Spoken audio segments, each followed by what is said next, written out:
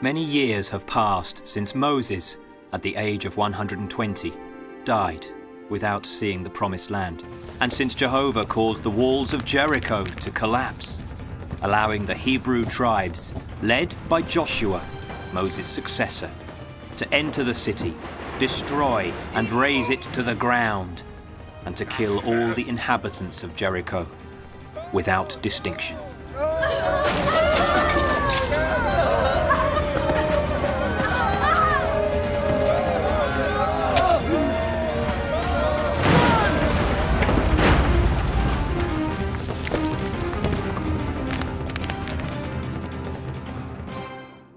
In the years following the resounding victory against Jericho that was the gate to the Promised Land, as Joshua ordered, the Israelites settled in the land of Canaan that the Lord had given them.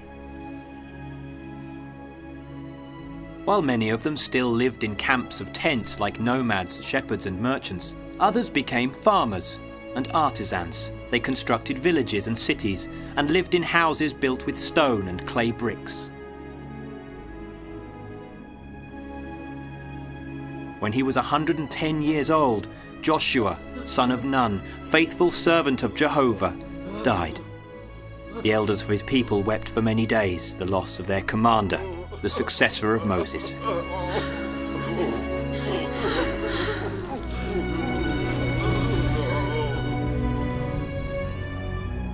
But after the death of Joshua, the new generations of the children of Israel dispersed in hundreds of camps, villages and cities. Few knew about the pains suffered by their forefathers. None of them could imagine what great gift that Jehovah had offered to their fathers and grandfathers, releasing them from the Pharaoh's slavery and taking them out of Egypt.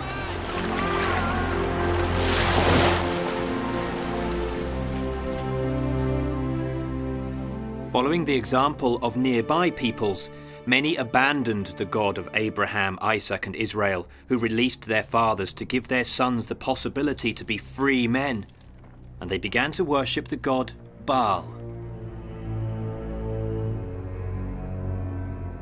As punishment, Jehovah abandoned them and delivered them into the hands of marauders and the greedy people nearby, who killed their sons and enslaved their daughters.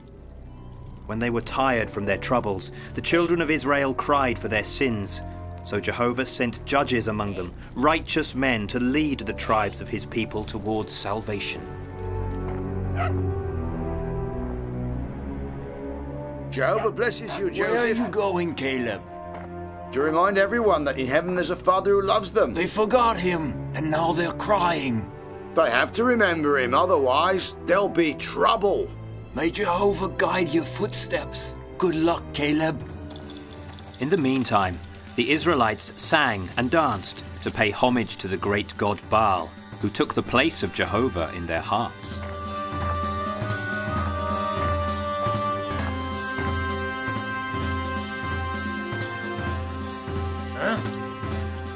Why did you people abandon your God? Our neighbors worship Baal. Why shouldn't we also have our own God? We want another God. We want another But Baal isn't your father's Our God. fathers are dead. Dead! But Baal is a god of clay, just clay. Your God is the living God, the high invisible master of the heavens, your creator. Go away! You're an imposter! If your God is invisible, then that means he doesn't exist! Damn you! Damn you!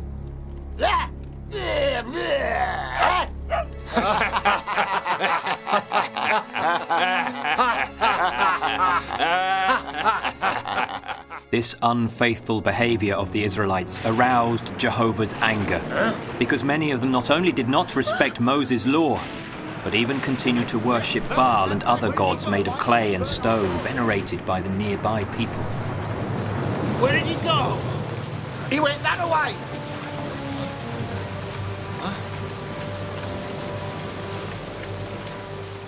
And the men ran after him, but they did not find any trace of the prophet. He's not here. Perhaps he went that way.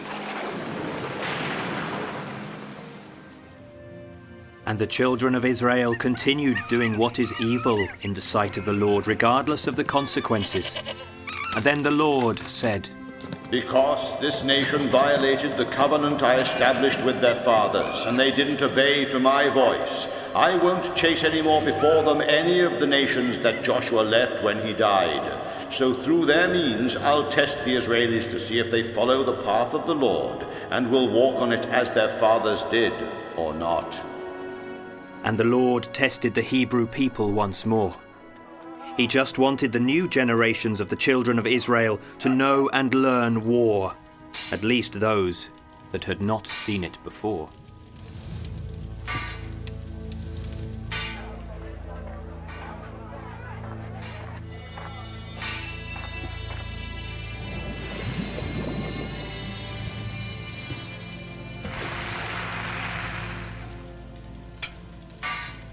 Who is it that will pay for this weapon? Jabin the king. He will lead us to recover the land of the Canaan. Are you sure that Jabin will manage to get rid of the Hebrews? With our weapons, he'll become invincible. But you're a stranger. Who are you? I am a servant of the living God, sent by the Almighty to his people who betrayed him. My forefathers crossed the desert with Moses. Then you are an Israeli. You're my brother. Nah. I make weapons for Jabin. My god now is the great Baal. Do you understand? I regret it, brother. I regret it very much.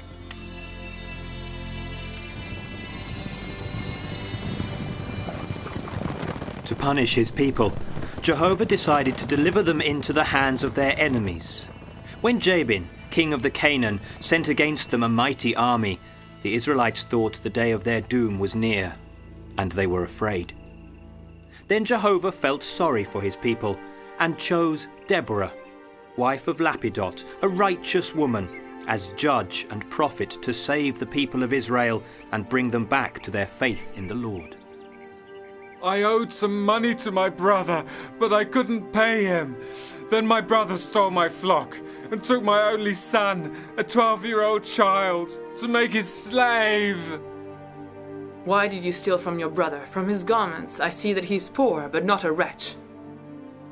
So now tell me, how long has your brother owed you this money for? My brother hasn't paid me for 1 year. 1 whole year. He's got no money left to pay with, so I took his son and sheep. It's my right to do this as payment. You're a greedy man. You should be more understanding towards him. The time you gave him was too short. You had no right to take his sheep and to enslave his son.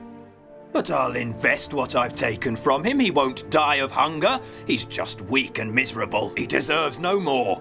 You'll give back to him what you took from him. You must do so. Brothers should help each other. That's what Jehovah teaches, and that's what you have to do, so don't forget it.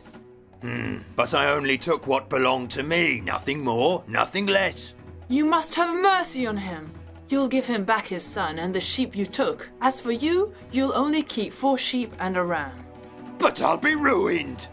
Silence. You are rich and Jehovah doesn't like greed. The first 4 lambs that are born in the flock each year will be given to you as reimbursement until your credit is settled.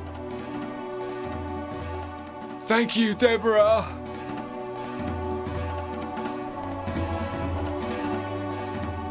What's happening? Who are those men?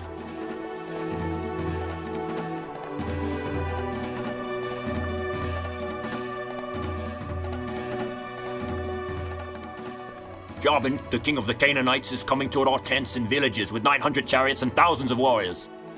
He wants to chase us away from the land of our fathers. He will soon be here.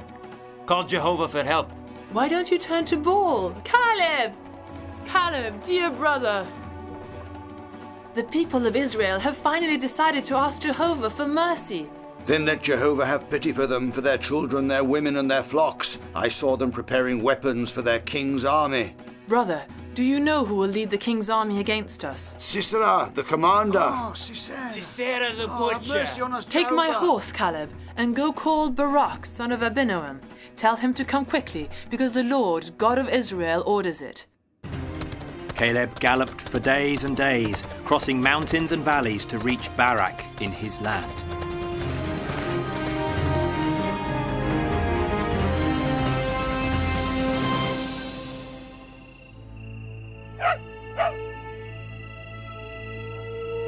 Let us pray Jehovah so that Caleb is soon here. I pray you, Lord, save your people. When Barak, son of Albinoam from Calais of Naphtali, knew the bad news. He set out with his men to save the people of Israel, who were in great danger.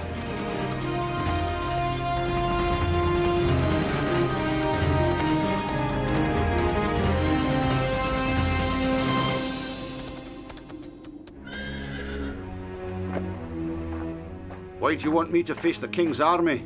Jehovah commands you to fight for his people. How can you be so sure? Do you want me to fight to save a people who always denied their own God? The God of Israel is also your God. Go to the tribes of Naphtali and Zebulun. Take 1,000 men and go up Mount Tabor. There you'll attack Sisera and save your people. I will fight only if you will fight with me. It's the Lord of heaven and earth who commands you to beat Jabin and Sisera, not me. If you want, I'll come with you, but the path you walk won't bring you honor, because the Lord will deliver Sisera into the hands of a woman.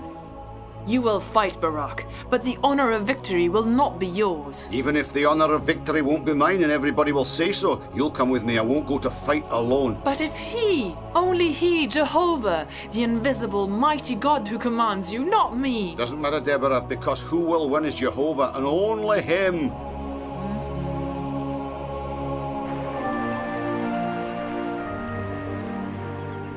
And the day of the battle came. Barak stood on Mount Tabor.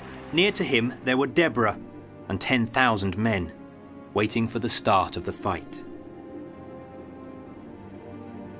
Sisera was on the opposite side, with his 900 iron chariots and his soldiers that stretched as far as the torrent of Kishon. There are many, so many. Sisera has put together a great army. I'd never believe it. But you have nothing to fear. Attack them, Barak. This is the day when Jehovah delivers Sisera into your hands. Jehovah will march in front of you. Attack them, brother. In the name of Jehovah!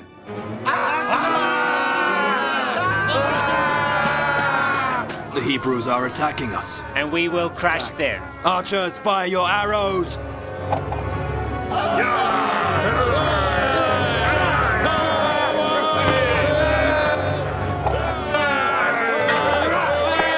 Come on! Jehovah is fighting on our side! Come on!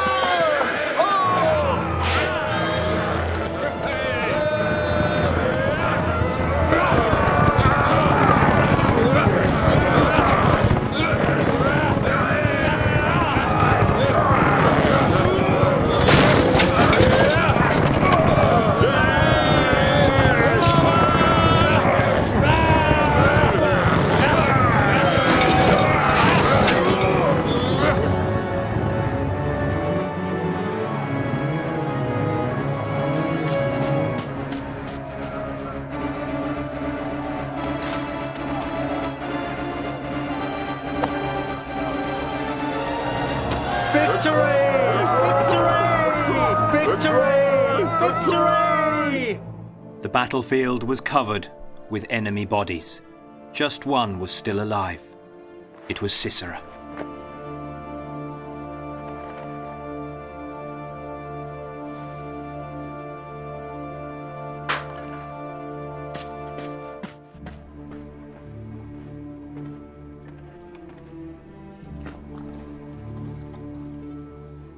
Sisera, my friend, come on. Come down. Come on, don't be afraid. Come in.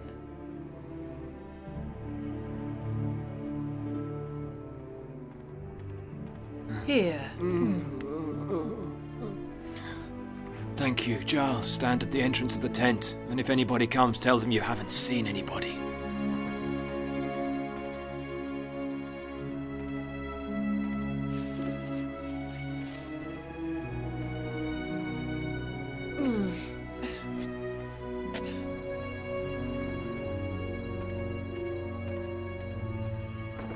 Giles, what you... No!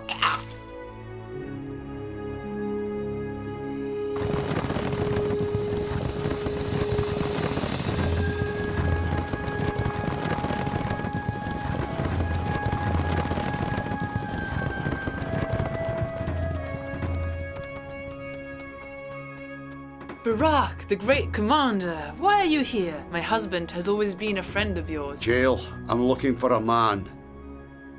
Come.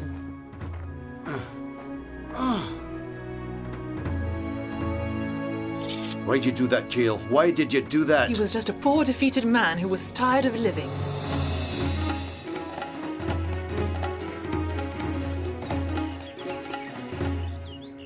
I'll sing to you, my Lord. I'll sing, O God of Sinai.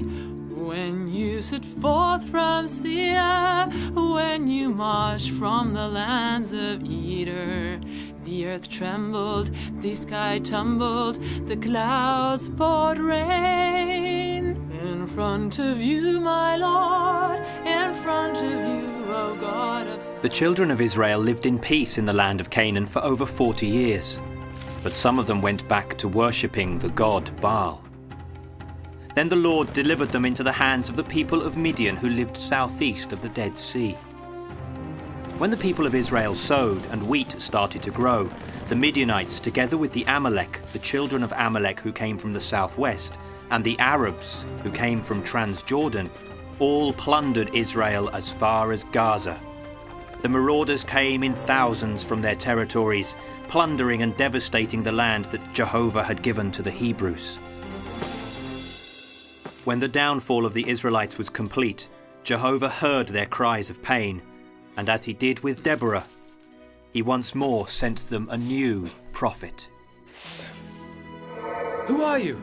Don't be afraid, Gideon. The Lord sent me. Who are you? How do you know my name? I don't know you. The Lord wants you to save his people. But that's really not possible. I'm only a boy. The Lord wants you. Only you, Gideon. I don't believe you. Give me a sign that God sent you. Look at that basket there on the ground, Gideon. Why? Why? What do you want to do, huh? Look at the basket there on the ground and pay attention. Now you'll see what the Lord can do.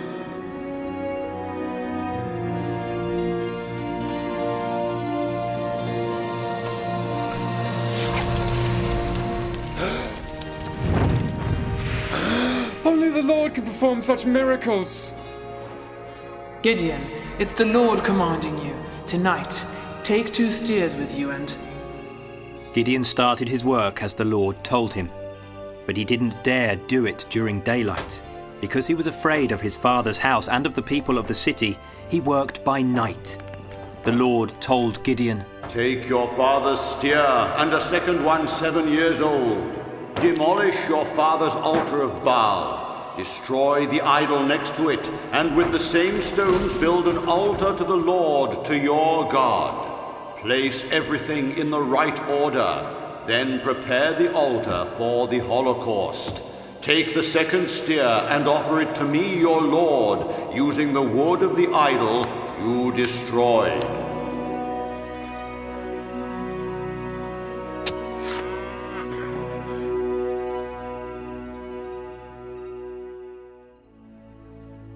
and the morning after. Who offended This Baal? will cause misfortune to befall us all. It was me. The angel of the Lord ordered me to do so. Baal will punish us all. Baal is nothing. He doesn't exist. Jehovah alone can protect us from the Midianites' raids and allow us to live in peace. Baal will punish us all. You're This is crazy. Do you want me to be put to death for a god of stone? Do you want to defend Baal because I offended him? You want to protect a false god? You demolished the altar of the god Baal and you destroyed the idol nearby. You had no right to do it because it was our god, the god who protected us from our enemies. That's sacrilege. Baal is not the true God. The only true God is Jehovah, who let our fathers and grandfathers flee from Egypt, saving them from slavery. You want to deny our God for a god of stone? Don't you see that because of our ineptitude we are victims of our enemies?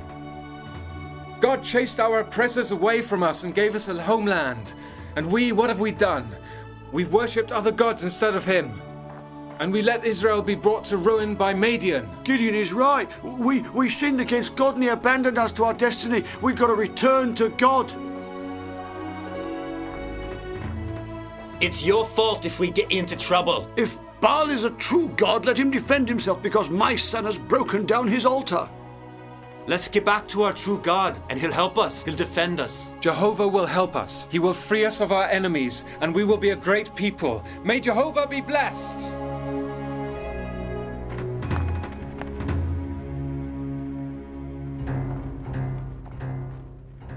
All the Midianites the Amalekites and the eastern people gathered together. They crossed the Jordan River and plundered everything they found in the Hebrew fields. Then they camped in the Israel Valley.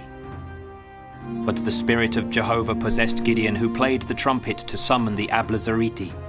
Gideon and all the people with him camped near the spring of Karod, while the camp of Midian was north in the valley, in the direction of the hill of Moor. Then the Lord said to Gideon, Your people are too many. Let them go down to the water. I'll choose for you. I'll say this one comes with you, this one won't come with you. You'll place aside all those that will lick the water with their tongue to drink, and the same you'll do with those who will drink on their knees. 300 was the number of men that licked the water, taking it in their hands. Gideon kept back these 300 men. They took food from their people and the trumpets. The camp of Midian was below in the valley. Gideon divided the 300 men into 3 sections. He gave each one a trumpet, an empty jug, and a torch. Then he said they had to do what he would do when he reached the edge of the camp, and they would have to shout, For Jehovah!